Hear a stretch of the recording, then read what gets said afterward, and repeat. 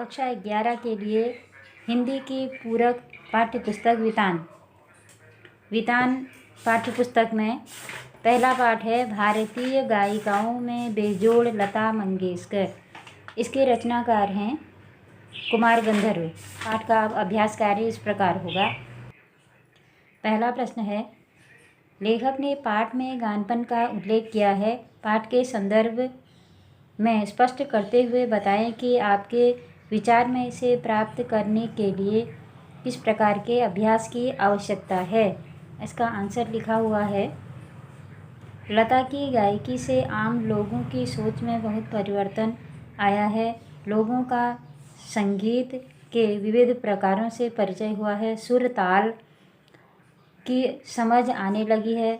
साधारण से साधारण लोग भी संगीत को अच्छी तरह समझने लगे हैं। पाठ के अनुसार लेखक ने गानपन को संगीत का आधार माना है।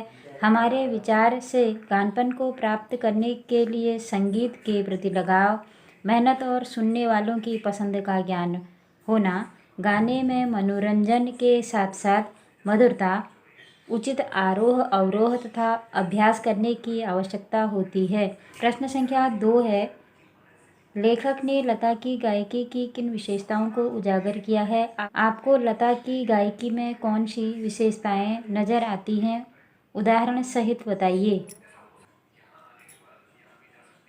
लेखक ने लता की गायकी की निम्न विशेषताओं को उजागर किया है। सुरीलापन तथा लोचपन, मधुरता तथा कोमलता, शास्त्रीय शुद्धता और मधुरता का संगम, उच्चारण की शुद्धता तथा तन्मयता।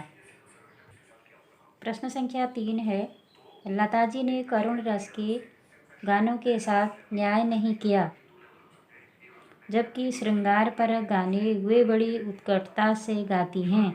इस कथन से आप कहाँ तक सहमत हैं।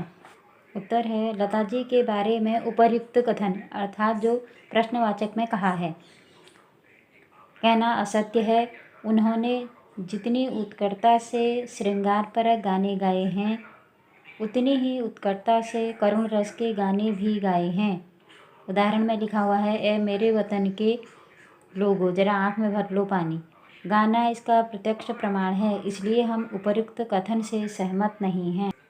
प्रश्न संख्या 4 है, संगीत का क्षेत्र ही विस्तीर्ण है।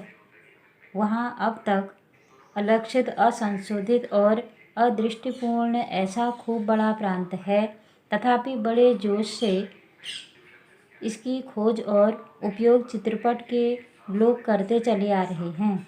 इस कथन को वर्तमान फिल्मी संगीत के संदर्भ में स्पष्ट कीजिए। वास्तव में संगीत का क्षेत्र अत्यधिक फैला हुआ है। इस क्षेत्र का इतना फैलाव होने के बाद भी यहाँ और अधिक विस्तृतता की गुंजाइश है। प्रतिदिन नए स्वर, नई धुन प्रयोग हो रहे हैं, जो सुनने वालों को पसंद भी आ रहे हैं।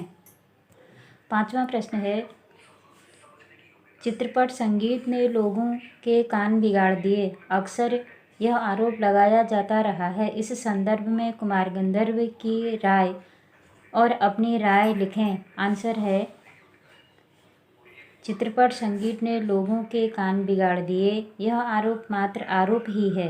कुमार गंधर्व का मानना है कि अब लोग सुर ताल में गाने लगे हैं। साथ ही चित्रपट संगीत का गायन कला को परिष्कृत करने में योगदान भी रहा है। लेखक की राय से हमारी राय भी मिलती है, परंतु वर्तमान में फूहड़ गानों की कमी भी नहीं है, जिससे सामाजिक स्तर प्रभावित होता है।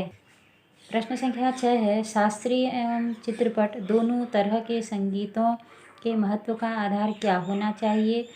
कुमार गंधर्व की इस संबंध में क्या राय है। आंसर है, शास्त्रीय और चित्रपट दोनों तरह के संगीतों का आधार लेखक ने रंजकता को ही माना है। वास्तव में इसी से ही लोगों का मनोरंजन होता है।